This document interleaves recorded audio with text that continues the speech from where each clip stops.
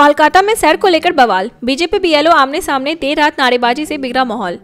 कोलकाता में मतदाता सूची के सैर अभियान को लेकर बीजेपी कार्यकर्ताओं और बीएलओ फोरम के सदस्यों में देर रात झड़प हो गई। बीएलओ टीम का आरोप था कि उन पर काम का अत्यधिक बोझ है, जबकि भाजपा ने टीएमसी पर सैर रुकवाने के प्रयास का आरोप लगाया। सीईओ कार्यालय के बाहर दोनों पक्षों में नारेबाजी हुई और पुलिस को बीच बचाव करना पड़ा। स्थिति कुछ देर के लिए बेहद तनावपूर्ण रही। राम मंदिर से मोदी का विकसित भारत संदेश, नहीं दलितों को दुखी न दीना से दिया बड़ा संकेत।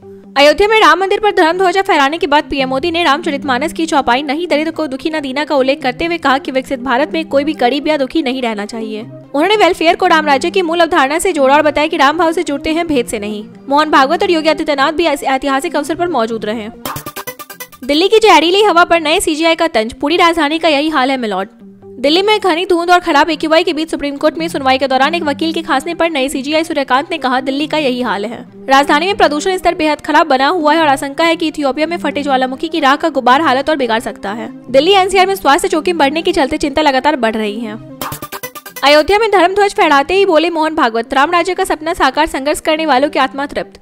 राम मंदिर पर 161 फीट ऊंचा धर्म ध्वज फहराए जाने के बाद मोहन भागवत ने कहा कि यह वही ध्वज है जो राम राज्य में लहराया जाता था। उन्होंने अशोक सिंघल, महंत रामचंद्र दास, परमहंस और विष्णु हरि डालमिया को याद करते हुए कहा कि जिन्होंने संघर्ष किया उनकी आत्मा आज तृप्त होगी। भागवत बोले, जैसा सपना था उससे अधिक भव्य मंदिर बन गया है। वैष्णो देवी मेडिकल कॉलेज में 42 मुस्लिम छात्रों का चयन, बीजेपी का आरोप हिंदुओं के दान का संस्थान। Shri Mata Vaishno Devi institute of medical excellence में एमबीबीएस के पहले बैच में 50 में से 42 मुस्लिम छात्रों के चयन पर विवाद खड़ा हो गया है। बीजेपी और विहिप का कहना है कि यह कॉलेज हिंदू श्रद्धालुओं के दान से चलता है, इसलिए प्रवेश में हिंदू छात्रों को प्राथमिकता मिलनी चाहिए। नेताओं ने उपराज्यपाल से शिकायत भी की। कॉलेज प्रशासन ने मेरिट आधारित चयन का हवाला दिया है। कर्नाटक में कांग्रेस की मुश्किलें गहरी, डीके शिवकुमार ने मांगा सीएम पद का लिखित आश्वासन। कर्नाटक के डिप्टी सीएम डीके शिवकुमार ने कथित तौर पर कांग्रेस हाईकमान से मांग की है कि मुख्यमंत्री पद के बदलाव पर हुए मौखिक वादे को लिखित में दिया जाए। इससे पार्टी के भीतर खलबली मच गई है। हालांकि एआईडब्ल्यूसी ने ऐसी किसी सहमति की पुष्टि नहीं की, पर राजनीतिक हलकों में सत्ता साझाकरण पर अविश्वास बढ़ने की अटकलें तेज हो गई हैं। यह मांग राज्य सरकार में नई चुनौती बन सकती है। इथियोपिया की राख के बादल भारत से हटने को तैयार, आईएमडी ने बताया किस पर पड़ेगा असर। इथियोपिया में ज्वालामुखी फटने से उठा राख का गुबार भारत पहुंच गया था, जिससे कई शहरों में हवाई उड़ानों और दृश्यता पर असर पड़ा। आईएमडी के अनुसार मंगलवार शाम तक ये बादल भारत से आगे हट जाएंगे। हालांकि एक्यूआई पर बड़ा असर नहीं दिखेगा, लेकिन हिमालय और तराई क्षेत्रों में सल्फर डाइऑक्साइड की मात्रा प्रभावित हो सकती है। दिल्ली सहित कई शहरों में प्रदूषण पहले ही ऊंचे स्तर पर है। बीजेपी का बिहार मॉडल, अब बंगाल, असम, तमिलनाडु में चुनावी रणनीति के लिए बड़ा अभ्यास शुरू। बिहार में एनडीए की शानदार जीत के बाद बीजेपी अब बंगाल, असम और तमिलनाडु में बिहार मॉडल लागू करने की तैयारी में है। पार्टी ने तीनों राज्यों के लिए चुनाव प्रभारी नियुक्त कर दिए हैं। भाजपा मानती है कि बिहार में अपनाई गई रणनीति और मैनेजमेंट इन राज्यों में भी बेहतर परिणाम दे सकते हैं। इसके लिए उच्च स्तरीय बैठक बुलाई गई और राज्यों की चुनावी संरचना पर तेजी से काम शुरू हो गया है।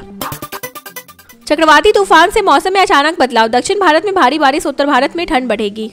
आईएमडी के अनुसार बंगाल की खाड़ी में कम दबाव क्षेत्र के डिप्रेशन में बदलने और फिर चक्रवाती तूफान बनने की संभावना है। इसके असर से 30 नवंबर तक दक्षिण भारत में भारी से अति भारी बारिश होगी। तमिलनाडु, केरल और आंध्र प्रदेश में तेज वर्षा की चेतावनी है। वहीं उत्तर भारत में घना कोहरा और ठंड बढ़ने के संकेत है। यातायात और हवाई सेवाओं पर भी असर पड़ सकता है। दिल्ली ब्लास्ट के बाद इजरायल पीएम नेतन्याहू ने फिर टाली भारत यात्रा, सुरक्षा चिंताएं बढ़ी। दिल्ली में हाल में हुए गंभीर आतंकी हमले के बाद इजरायल के प्रधानमंत्री बेंजामिन नेतन्याहू ने अपनी प्रस्तावित भारत यात्रा को एक बार फिर स्थगित कर दिया है। इस हमले में 15 लोगों की मौत हुई और कई घायल हुए थे। इससे पहले भी चुनावों और कार्यक्रम बदलाव के कारण उनकी यात्राएं रद्द हो चुकी हैं। सुरक्षा एजेंसियां इस पर यात्रा को लेकर अतिरिक्त सतर्कता बरत रही हैं।